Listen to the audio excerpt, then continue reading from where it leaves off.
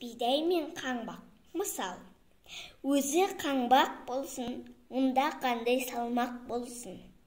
Тұрақтай алмай тегістікке, тірелді бір күні егістікке. Дауыспен бұлай тіл қатты.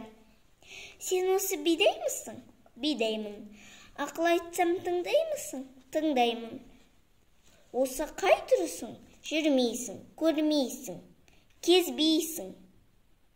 Не бар, не жоқтығында сезбейсің. Көктемде шығып, күз болса бұғып, бастарың салбырап, тұрғандарың маужырап.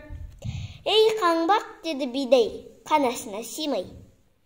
Ашып айтсақ тұрысын, осы қай жүрісің? Белгілі тұрағың жоқ, бас түгіл құлағың жоқ. Үф десе ұшасың, сүф десе қонасың.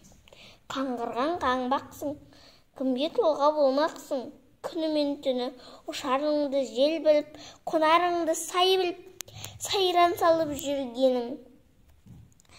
Ал біздің жинағанымыз дән, айналамыз толған ән.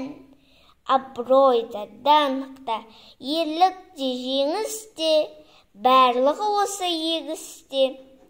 Бидайдың сөзі осымен бітті, қаңбақ жөніне зытты. Дұрысын айтқан бидай ма, қаңбақ па? Оны өздерің салмақта.